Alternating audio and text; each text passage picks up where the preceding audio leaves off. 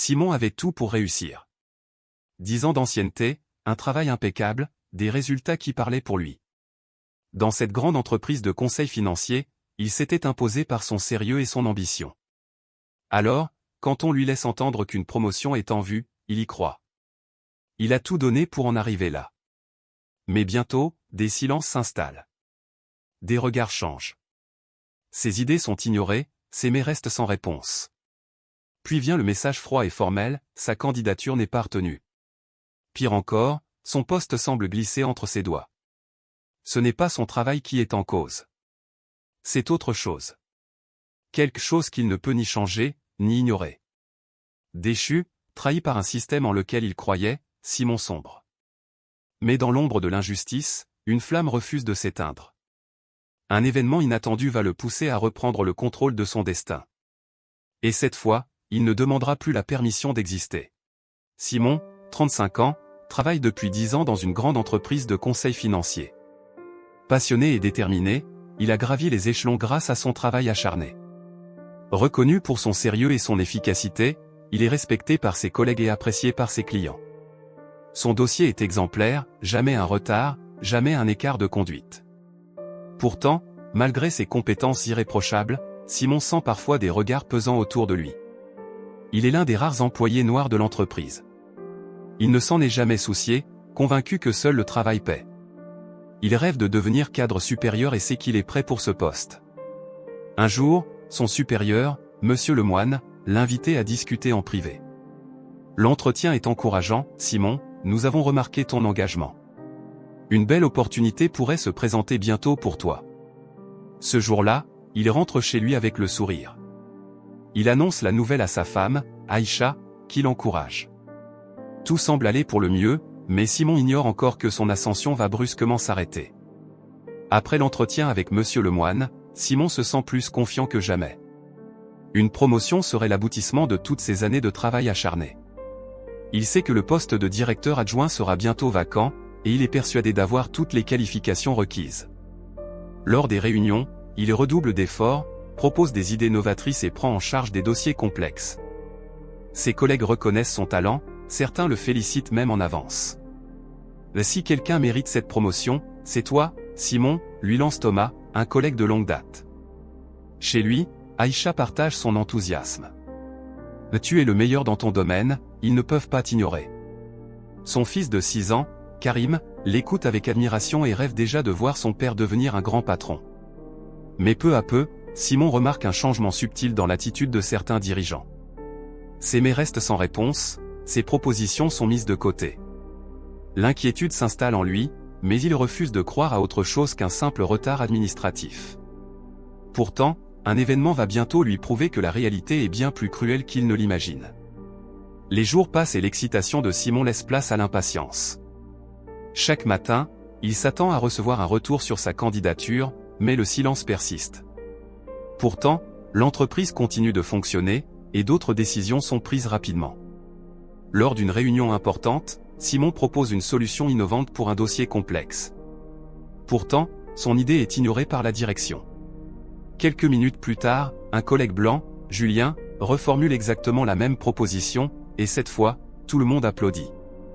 Simon sent une boule se former dans son estomac.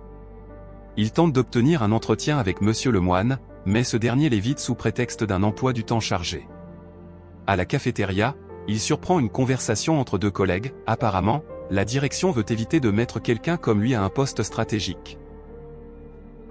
Simon fait semblant de ne rien entendre, mais ces mots résonnent dans son esprit.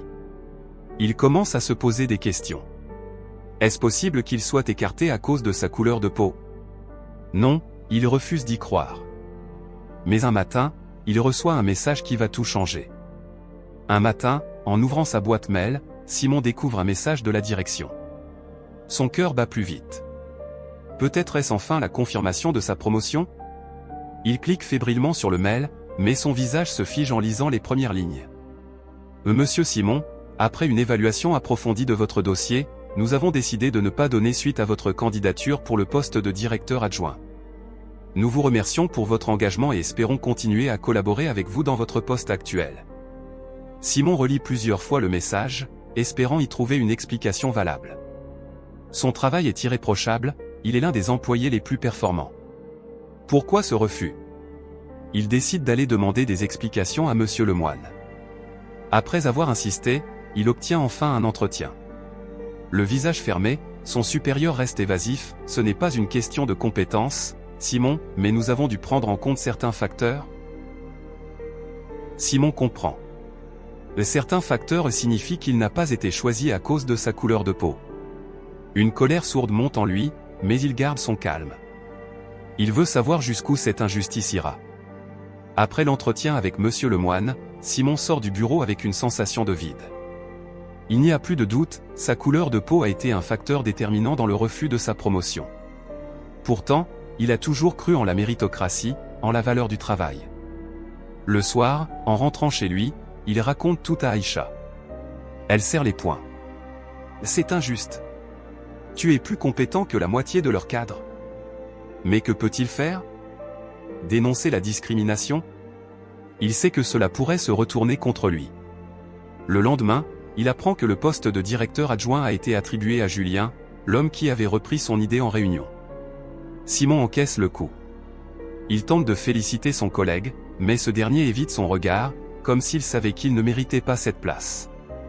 L'ambiance au bureau change. Certains collègues le soutiennent discrètement, d'autres préfèrent l'ignorer. L'injustice est là, évidente, mais personne n'ose en parler. Simon sent une pression monter en lui. Il pense encore pouvoir surmonter cette épreuve. Mais il ignore que le pire est à venir. Après l'annonce de la promotion de Julien, Simon tente de garder la tête haute. Il continue son travail avec rigueur, mais il sent que quelque chose a changé. Ses supérieurs lui confient de moins en moins de dossiers importants, et ses responsabilités diminuent progressivement. Un jour, il se rend compte qu'il n'est plus invité aux réunions stratégiques. Lorsqu'il demande des explications à son manager, celui-ci élude la question avec des excuses vagues. On réorganise l'équipe, Simon, rien de personnel, dit-il avec un sourire forcé. Les semaines passent, et l'atmosphère devient pesante. Certains collègues, autrefois amicaux, l'évitent. D'autres lui glissent des remarques subtiles, tu devrais peut-être chercher ailleurs si tu veux évoluer. Simon comprend qu'on essaie de le pousser vers la sortie. À la maison, Aïcha voit son mari s'éteindre peu à peu. Il parle moins, dort mal et semble constamment préoccupé. Ne les laisse pas gagner, Simon, lui dit-elle un soir. Mais lui commence à douter. Peut-il vraiment se battre contre un système qu'il a déjà condamné? Ce qu'il ne sait pas encore, c'est que le coup fatal approche. Un matin, alors que Simon s'installe à son bureau, son téléphone vibre. Un message de la direction lui demande de se rendre immédiatement au bureau des ressources humaines. Son cœur s'accélère. Il sent que quelque chose ne va pas. Lorsqu'il arrive, il est accueilli par Monsieur Lemoine et un représentant des RH. Ils ont des visages fermés. Lemoine prend la parole, Simon, nous avons évalué la situation de l'entreprise et nous sommes contraints de procéder à une réduction d'effectifs. Simon fronce les sourcils. Une réduction d'effectifs? Pourtant, l'entreprise vient de recruter plusieurs nouveaux employés. Le représentant des RH reprend, après analyse, nous avons décidé de mettre fin à votre contrat. Vous recevrez une indemnité, et nous vous accompagnerons dans votre transition. Un coup de massue. Simon reste silencieux quelques secondes. Il a toujours été un employé modèle, il a donné 10 ans de sa vie à cette entreprise. Pourtant, il est remercié sans la moindre reconnaissance. Il serre les poings. Soyez honnête. Vous me licenciez à cause de ma couleur de peau, n'est-ce pas? Lemoine évite son regard. Simon, nous n'avons rien de personnel contre vous. Il comprend. Le combat qu'il menait inconsciemment est terminé. Et il a perdu. Le lendemain, Simon quitte l'entreprise avec un carton contenant ses affaires. Ses collègues le regardent avec gêne, certains baissent la tête, d'autres lui murmurent intimides, bon courage. Personne n'ose protester ouvertement. L'injustice est flagrante, mais le silence est plus confortable pour eux. En rentrant chez lui, il doit affronter le regard d'Aïcha et de Karim. Son fils ne comprend pas, « Papa, pourquoi tu ne vas plus au travail ?» Simon n'a pas la force de répondre. Il serre son enfant contre lui, le cœur serré. Les jours passent et la réalité le frappe de plein fouet. Il envoie des dizaines de candidatures, mais les réponses sont rares. Lorsqu'il décroche des entretiens, son CV impressionne, mais il sent une hésitation dès qu'il se présente en personne. Parfois, on lui dit clairement qu'il ne correspond pas à l'image de l'entreprise. Peu à peu, ses économies fondent. Les factures s'accumulent, et il commence à retarder certains paiements. L'humiliation est quotidienne. Il doit se rendre à Pôle emploi, remplir des dossiers pour des aides qu'il n'aurait jamais imaginé demander. L'ancien cadre respecté se retrouve à compter chaque centime. Simon sombre peu à peu, et il ignore encore jusqu'où cette descente va l'emmener. Les mois passent, et la situation de Simon ne s'améliore pas. Les refus s'enchaînent, et l'espoir s'amenuise. Il évite de plus en plus les conversations avec Aïcha. La honte le ronge. Il passe des heures enfermé dans le salon, à fixer son écran d'ordinateur, espérant une réponse positive à ses candidatures. Les relations avec ses amis et anciens collègues se dégradent. Au début, certains lui envoyaient des messages de soutien, mais peu à peu, ils disparaissent.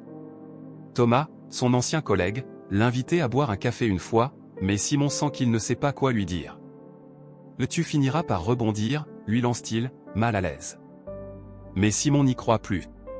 Il se sent seul, inutile. Chaque matin est une épreuve. Il voit Aïcha prendre des petits boulots pour compenser la perte de revenus, alors qu'elle s'occupait autrefois du foyer. Karim demande pourquoi il ne sort plus. L'homme qui se levait autrefois avec fierté pour aller travailler se réveille maintenant avec un poids sur la poitrine. L'injustice qu'il a subie l'a brisé, et il ne voit plus d'issue. Une nuit, Simon sort de l'appartement sans prévenir Aïcha. Il marche dans les rues, sans but. Il passe devant son ancien bureau, voit les lumières allumées. Il imagine Julien assis à sa place, à la réunion du matin, donnant des ordres que lui-même aurait dû donner. Il continue sa route et s'assoit sur un banc. Il regarde les voitures défiler, des passants rire, insouciants. Lui, il est bloqué. La colère, l'amertume, l'injustice, tout se mélange en lui. Il pense à tout arrêter. À quoi bon continuer s'il est condamné à l'échec? Mais alors qu'il est perdu dans ses pensées, une voix l'interpelle. Un vieil homme sans abri lui tend un morceau de pain. « T'as l'air perdu, mon frère.